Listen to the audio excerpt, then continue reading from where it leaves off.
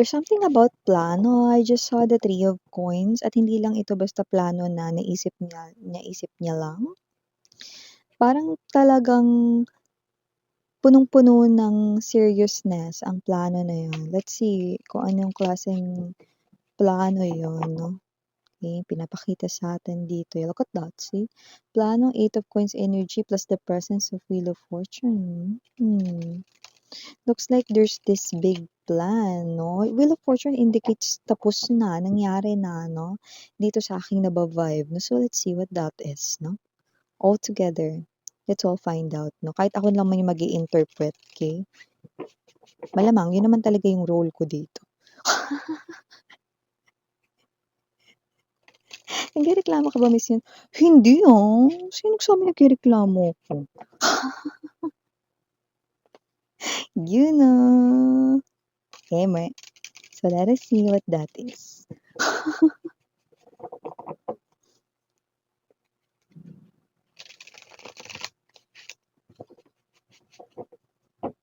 Okay. Okay. Let's go.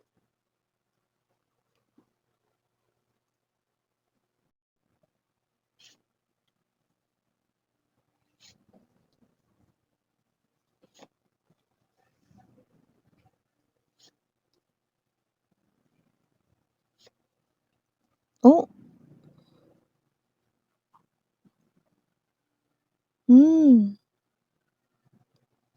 meron.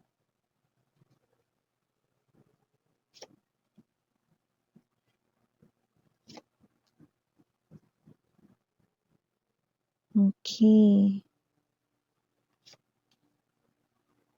Meron. Meron pala.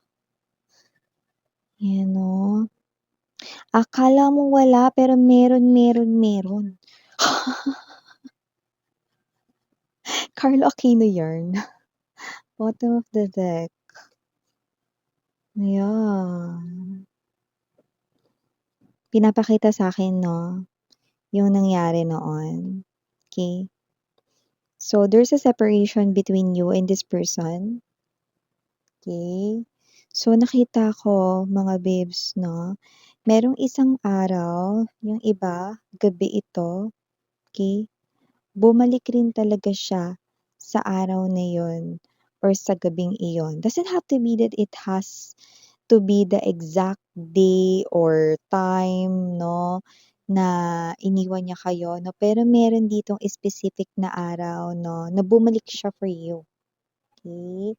Pero nakita ko siyang hinarang dito, but not the third party, if may third party man. Ayan, nakakaloka 'tong sasabihin ko sa inyo, So, this looks like, mga babes, a personal reading here for few of you, but we're gonna do it, because yeah, bumalik talaga siya, Maaaring hindi mo lang talaga siya nakita, hindi mo lang talaga siya rito naharap, Maaaring pinaniwalaan mo sa sarili mo na hindi yan ako kinontak, Miss yan, hindi nga yan sa'kin tumawag, hindi nga yan sa'kin nagparamdam, Miss yan, Hindi ako mahal niyan, hindi ako binalikan ng tao na yan, wala yang kuwenta, yes, okay? Five of Wands to the Ten of Swords, this is you, walang kuwenta yan, Miss yan, sinayang ng tao na yan ang pagmamahal ko para sa kanya, hindi niya inilaban yan, hindi rin siya bumalik, hinintay ko siya rito, Miss yan,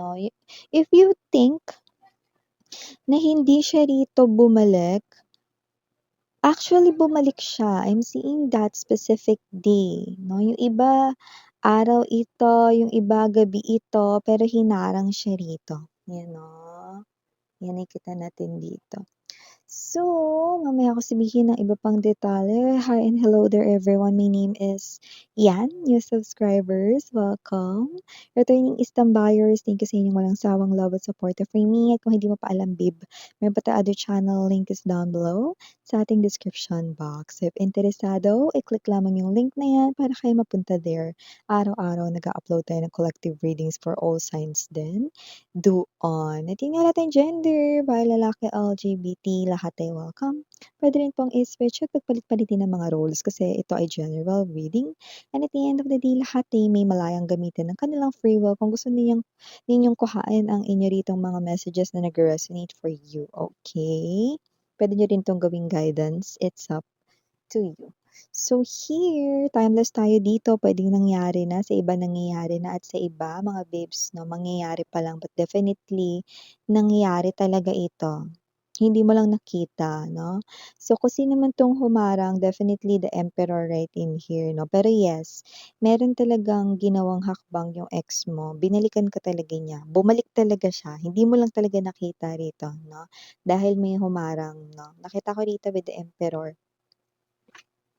It could be anyone na mas matanda sa inyo, puwedeng ate mo 'to, puwedeng legal guardian mo ito, pero high chance marami-rami sa inyo, this could be your father or this could be your mother, your parents right in here 'no. So sa iba puwedeng legal guardian ninyo, tito, tita 'no, na yun yung nag-aalaga sa inyo, baka lolo't lola 'no. Na-witness kung ano yung inyong naging relationship at kung paano ito natapos ng hindi maganda with the Ten of Swords energy. Itong tao na 'to yung humarang 'no, yung iba ate, kuya niyo ito, yung iba lolo't lola niyo yan, yung iba naman 'no, legal guardian ninyo 'no. But I do see marami-rami sa inyo, tatay niyo 'to or nanay niyo 'to. Itong lumalabas na Emperor's energy, wala tayong gender, uulitin ko lang. Okay, ito yung humarang, kinausap siya rito, okay. Ang bumungad sa kanya rito nung siya with the Wheel of Fortune ay nagbalik 'no, 'yan 'no, nakita kong bumiyahe siya. Yung iba galing 'to sa malayong lugar 'no, nakapag-isip-isip ito, ex ninyo, okay. Actually bumalik talaga siya. Yung iba nakita ko dito bumalik 'no, after ng separation ninyo 'no, 1 month after the separation 'no, for others of you. Yung iba 'no, okey, like, ilang linggo lang nakita ko rito 'no, na ito ay bumalik 'no, pero hinarang na siya rito ng iyo rito 'no, na parents 'no, or kung sino man 'tong, parent figure or matanda sa inyo 'no, na tumatayo rito bilang concern sa inyo talaga, like a family member talaga. Okay. So, nakita ko dito mga babes 'no, na kinausap ng iyo ritong ex-lover ng iyong past person 'no, na hindi niya na uulitin ito, bigyan sana ng isa pang pagkakataon 'no, 'yan. Nakita natin dito 'no, na nag-no na yung parents mo, 'yun 'no. So, nakita ko dito na yun yung naging conflict 'no, parang pinagpilitan pa ng person mo rito na magbabago na siya, bigyan lang ulit sana ng basbas 'no, ng iyo ritong parents 'no, yun ang nakikita natin dito. Pero buo na yung desisyon with the King of Swords energy in upright position 'no, ng iyo ritong parent 'no. It's like this communication, the sword 'no, kung hindi mo nagawang respetuhin yung anak ko dahil sa betrayal na ginawa mo, respetuhin mo sana yung sagot ko, yan 'no. Kung hindi mo kaya na parang respetuhin yung anak ko, respetuhin mo na lang sana yung desisyon ko, ayan 'no. So yun ang nakikita natin dito, mga babes, nakakaloka naman yun, 'di ba? Kaya kung sino man 'tong energy na ito, nakikita natin dito 'no, na talagang pinoprotektahan ka nito 'no, why? Because there's so much love 'no, itong tao na 'to for you 'no. Siyempre magulang mo 'yan, eh, 'no, alam nila kung paano ka nasaktan. Tignan mo 'tong Ten of Swords na ito. Lumagapak ka dito sa lupa, nasaktan ka ng sobra-sobra ng tao na 'yan 'no, na parang halos hindi ka makabangon, hindi ka maka-move on, hindi ka makakilos 'no, nawalan ka ng gana 'no, to continue here 'no, ng may gana sa life 'no, nawalan ka rito ng will to live. Nakikita natin dito 'no, na talagang yung iba sa inyo halos 'di talaga kayo nakakain dito 'no, sobrang tamlay ninyo 'no. Nakita ng mga magulang niyo 'yon or nakita ng parent mo 'yon, okay. At 'yun yung hindi nila hahayaang mangyari ulit 'no? Para sa mga parents mo 'no, walang second chance 'no, dahil ang tsansa ay isa lang 'no, at dapat ito ay iniingatan at inaalagaan 'no, at dahil minsan ka ng nasaktan ng labis ng taong ito, hindi na muling pumayag 'no. Parang may energy yung parents mo dito na wag mo na subukan kasi kahit na magkabalikan kayo, hindi ka namin matatanggap ulit para sa anak namin or hindi kita matatanggap ulit para sa kapatid ko, para sa pamangkin ko, 'yan or sa apo ko, 'yan. Kasi yung iba puwedeng hindi niyo 'to parents pero high chance magulang niyo 'yan na nakausap niya dito. Parang may energy na respetuhin mo na lang yung kagustuhan ko. Huwag ka na sanang pumasok ulit sa buhay ng anak ko, 'yan. So, may gano'ng klase ng energy, respeto na lang daw 'no. So, yun yung nakikita kong blockage or harang, Wheel of Fortune, Five of Wands. So, if you feel like hindi bumalik yung person mo, bumalik, okey? Kaso hinarang na siya rito ng parents mo, okey? Nakita ko dito that with the Five of Coins energy, Four of Coins right in here 'no, mahirap man itong tanggapin, alam niya na nagkasala siya. Yung kasalanan ng person mo sa'yo, yung kasalanan niya parang tingnan mo, halos halikan mo na yung lupa. So, ibig sabihin talagang nagdusa ka 'no, sa kasalanan niyang ito. So, may energy rito na parang naiisip niya na tama yung sinabi sa akin ng magulang ni Collective or ng ate ni Collective, lolo niya, lola niya, tito niya, legal guardian niya, 'yan. Sobra yung ginawa ko sa kanyang kasalanan, 'yan 'no. Kaya pinipigilan niya na kumontak sa'yo, 'yan 'no, bino-block niya yung sarili niya, Five of Coins energy, bino-block niya yung sarili niya, eh, kaya siya ito na puwedeng siya mismo yung nang-block sa'yo sa social media, 'yan. Blinak ka niya sa social media, eh, at pinili niya ritong manahimik, kaya nagkaroon ng silent treatment sa inyong dalawa, pero mahal ka niya, Queen of Cups, okey? Yun yung nakita ko dito. For your energy, actually hindi ko masyadong nakita yung energy mo, pero nakita ko rito na parang you really do not, think na babalik pa ito, 'no? Parang you really do not think na babalik pa ito. Parang may energy ka rito na yung iba may energy na sana 'wag na lang siya magbalik, miss 'yan, 'yan 'no. Iba naman, gusto ko siyang tanggapin ulit, miss 'yan, kaso paano 'pag gawin niya ulit sa'kin 'yun, 'yan 'no. May gano'n kasi ritong energies na, nakita ko ritong lumbas sa inyo. Pero more likely kasi kapag hindi ko na nakikita yung energy niyo dito, either wala na kayong pakialam or wala na kayong tiwala sa kanya, okey? Pero if you think na wala siyang ginawang hakbang para bumalik sa inyo dati, meron. 'Yan 'no, sinubukan niya with the Fool, okey? So, nakita natin dito yung energy talagang nag-take siya ng risk, nag-take siya ng chance 'no.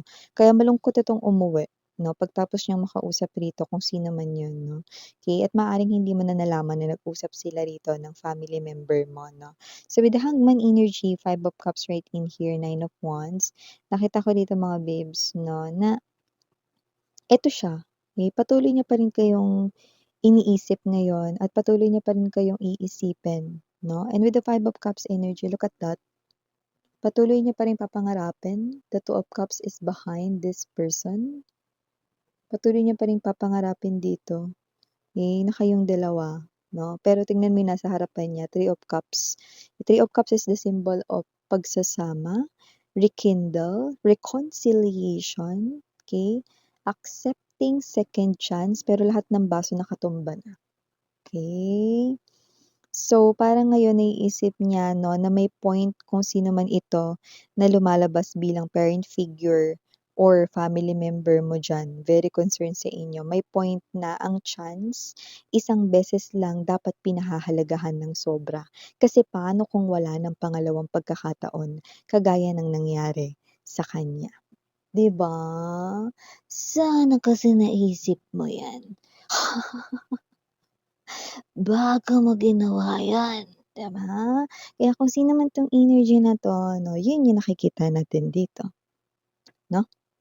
So yeah, I do see that this person right here 'no, alam mo yung energy na parang ang nangyari dati ikaw yung walang gana bumangon 'no, pero after this talk sa yung, simula nun, nung araw na yun na hindi mo na nalaman 'no, na may ganun palang nangyari 'no, eh, siya yung nakita ko na dito na as in matamlay, pumapasok sa work, pumapasok sa kanya rito 'no na trabaho 'no, pero yun lang parang robot na gano'n lang ginagawa niya. Oo, tumatawa minsan 'no, meron pa ring mga may social life pa rin siya 'no, pero yung sabihin mo na as in this person is living his or her life at its fullest, anya, cholte anya, hindi talaga.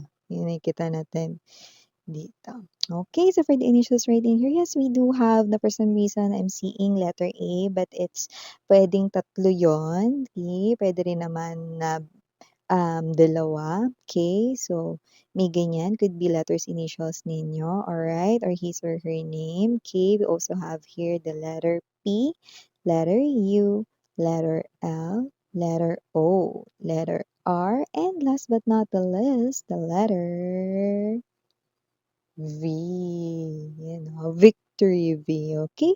So yeah, these are all the messages we've got right here for you, sweetheart. Thank you so much. Again, I'm Miriana Aoni, Sarang Heo, love and light. And